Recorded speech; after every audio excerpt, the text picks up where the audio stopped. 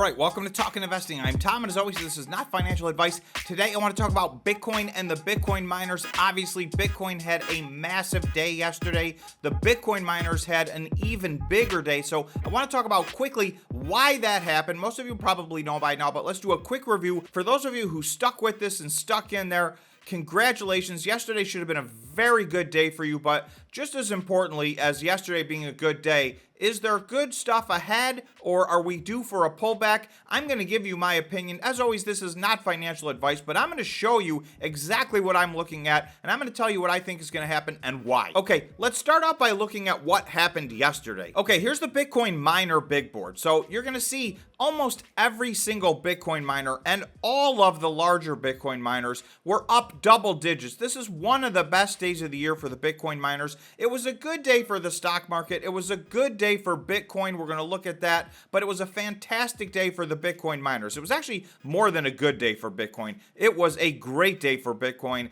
and as a leverage play, it was an even better day for the Bitcoin miners. I'm going to start with the one outlier. You're going to see BitDeer, stock ticker BTDR, down 3%. This is a contrarian play for whatever reason.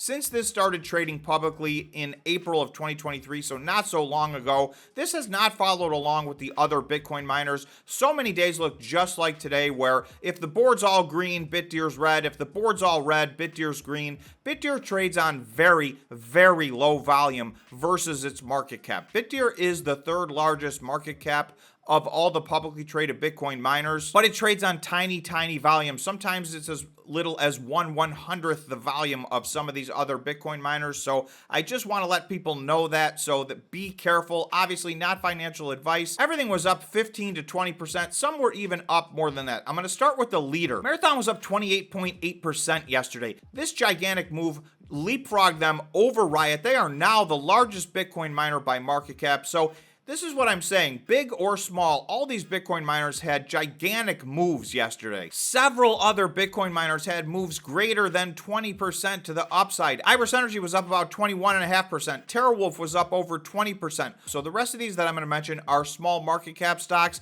Argo Blockchain was up 24%. Mawson was up 23%. There was a massive group up between 15 and 20%. Bitfarms was up just under 16%.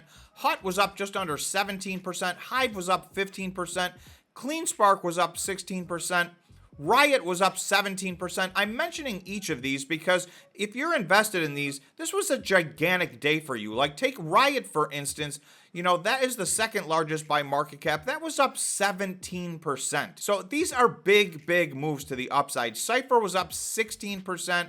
BitDigital, I think, was the lowest on the list, other than, of course, BitDeer, which was in the red, and that was up almost 14%. So you can see across the board, these were gigantic, gigantic moves to the upside. So one of the great days of the year, certainly, one of the great days of all time for Bitcoin miners. Now, in a bull run, we get these types of days. So we have had 6 solid weeks, and I'm going to show you that chart. We've had 6 solid weeks of brutal activity with the Bitcoin miners. So, you know, we got a lot of this back all in one day. But this is only a part of the story. More importantly, is this just a one-off, one-day event, and where do we go from here? So let's talk just for a minute about why this happened. Yesterday, the court finally ruled on the SEC versus Grayscale. They've been trying to turn their Grayscale Bitcoin Trust into a Bitcoin spot ETF.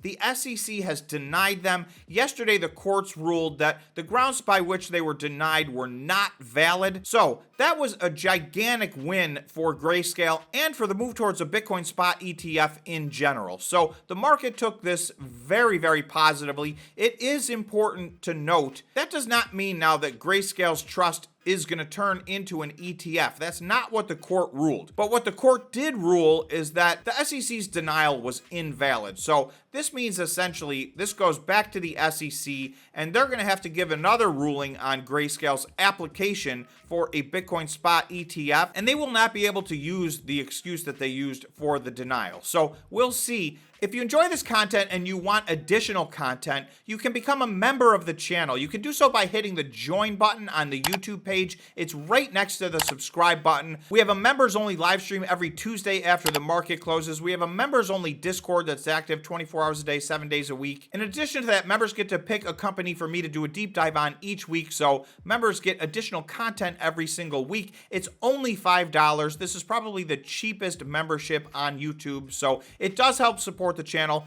So if you're interested in the additional content, if you're interested in supporting the channel, I'm going to take this moment to thank all of our existing members. I appreciate it. It helps me keep this channel going. So thanks to the existing members and welcome to any new members who should choose to join. All things are starting to point towards a Bitcoin spot ETF happening sooner than later. And, that doesn't mean in the next days or weeks, but I do think it is highly likely we will get a Bitcoin spot ETF prior to the halving. That's my personal opinion, but definitely sentiment is moving that way. And yesterday's gigantic move in Bitcoin and the Bitcoin miners was evidence that the market definitely agrees this was a big step forward towards getting a Bitcoin spot ETF. Okay, quickly, with that said, I just want to fast forward to today's Bitcoin miner big board. So unlike yesterday, which was monster green day, you're going to see a lot of red on this board. So Bitcoin has had a little pullback off of its highs from the top of the day yesterday.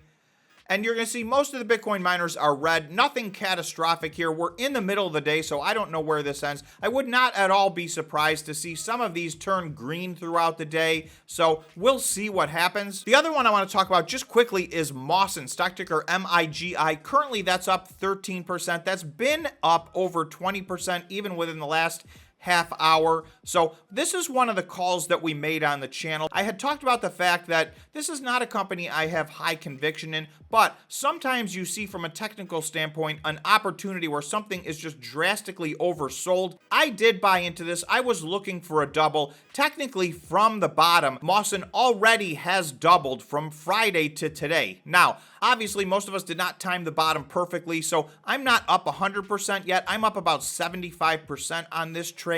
I did talk about this to the members first in the members only live stream, which we have every Tuesday after the market closed. That is something that's gone our way in the short term. Obviously, yesterday went everybody's way. This was a green day across the board. But prior to that, I did put out a message in our members only Discord that I think Bitcoin was due for a 10% run up. So literally, just minutes before this decision came out, I was talking about a run for Bitcoin from 26,000 up to about 28,800. So I want to look at the charts and tell you why I thought that.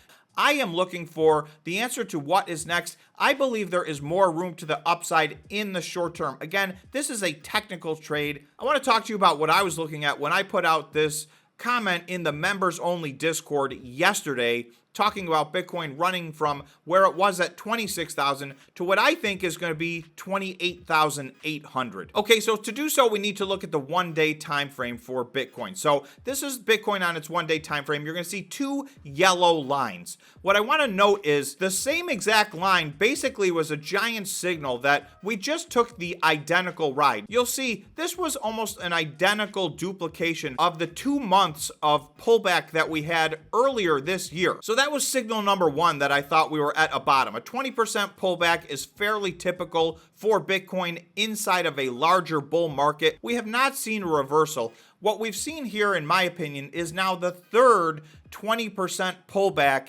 inside of a bull market. So this is the daily RSI. Yesterday, we had a gigantic leap in the daily RSI. We literally went in 1 day from oversold, which is anything under 30, to above neutral. And typically over 50 is where we get big moves to the upside on Bitcoin. We were 10 or 11 days into Bitcoin being oversold on the 1 day RSI.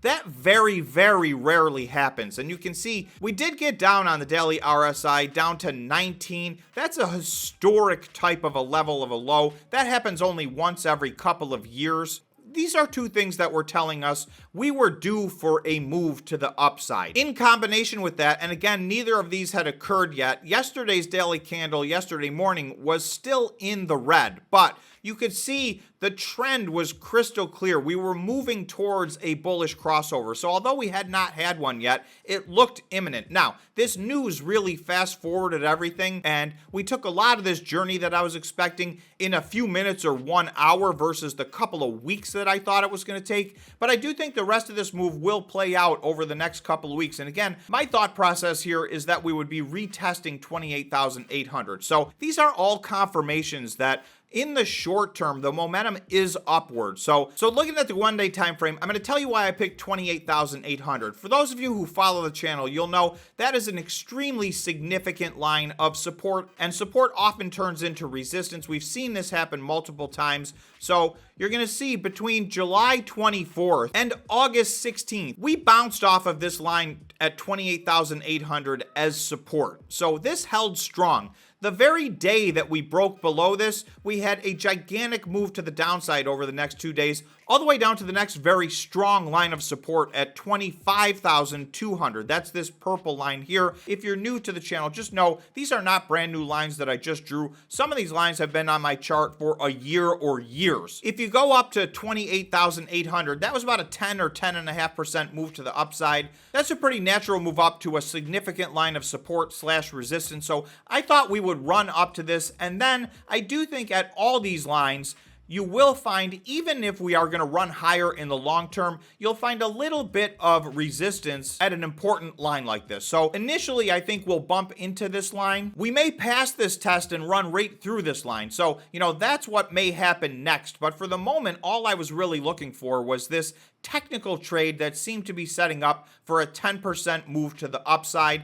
I think we're still in the middle of that. There's a few other points we'll look at. So from where we are now, if we finish this move to the upside, that's about a 5.75, just under a 6% move to the upside from here on Bitcoin. So as you know, Bitcoin miners typically act as leveraged plays. So that could mean big moves still ahead for the Bitcoin miners. That's if we get to this line. There's a weaker line of support / resistance at around $30,000. So that would be more like a 10% move to the upside. So I do think that's in play.